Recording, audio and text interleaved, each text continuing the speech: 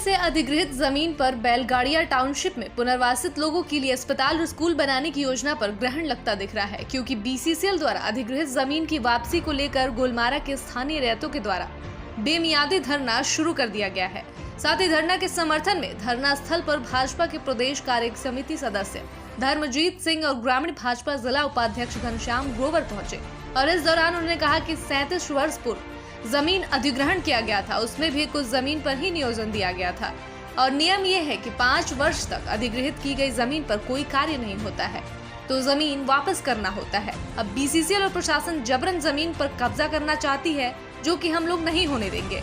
साथ ही कहा कि इसकी लड़ाई न्यायालय में भी चल रही है, फिर भी सारे नियम कानून को ताक पर रखकर प्रशासन दल बल के साथ जमीन कब्जा करने पहुंची थी।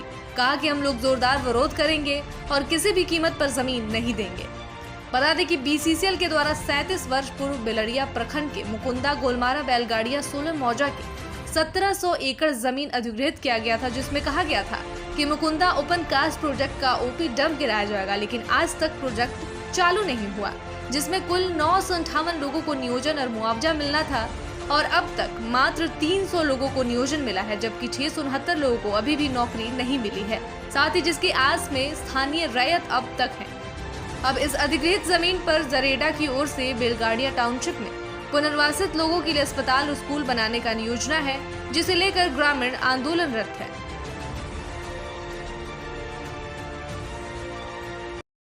रैयतों के अधिकार की बात है और बीसीसीएल के साथ इन लोग का जो इकरारनामा जो भी बात हुई थी, ये लोग कहीं पर पीछे नहीं हटे, बीसीसीएल पीछे हटी है।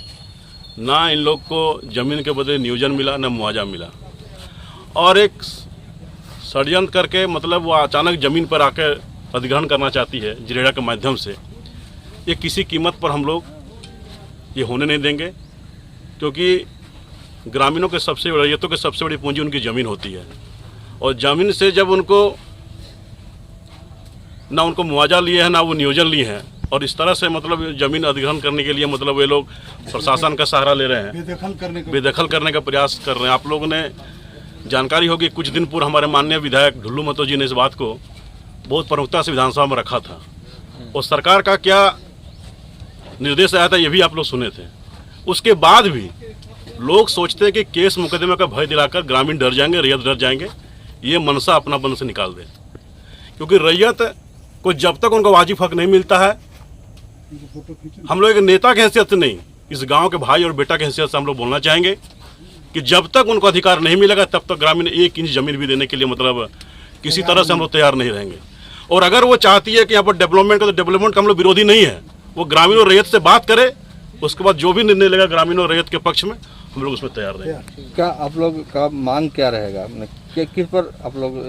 मांग हम लोग का सीधा सा है कि हमारी जमीन अगर आपको चाहिए, बीसीसीएल को चाहिए, जरेडा को चाहिए, तो हमारे साथ जो वार्ता होगी, जो हमको नियोजन का जो बात हुई थी, नियोजन हम लोग को चाहिए, मुआवजा चाहिए, उसके बाद फिर हम लोग उसमें तैयार हैं। फिर हम लोग अगर बलपूर्वक जमीन लेना चाहेंगे तो मरता क्या नहीं करता है। अगर कोई आदमी आएगा हमारे जमीन पर करने के, तो हम लोग क्या करेंगे? ऐसा नहीं है, जब तक शरीर में जान रहेगा, जब तक शरीर में खून रहेगा, तब तो लड़ेंगे। हम लोग शांतिपूर्ण था। जब बीसीसीएल के साथ इस पर एग्रीमेंट बना था तो यहाँ डंपिंग की बात हुई थी। आज लोग डंपिंग नहीं करके जियाडा को ज़मीन देना चाहते हैं और जो ग्रामीणों के साथ बात हुई थी, रैयतों के साथ जो बात हुई थी, नियोजन देने का, मुआवजा देने का, पूरा मुआवजा भी नहीं दिया गया, नियोजन तो किसी को दिया ही नहीं गया।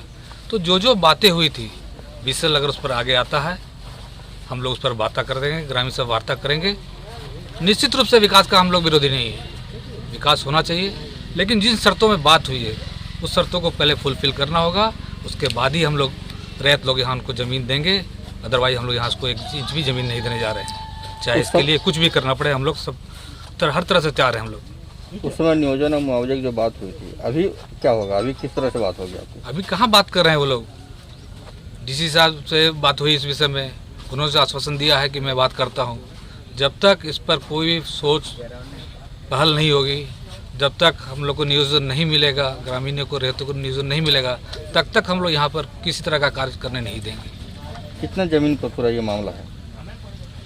कितना जमीन पर है?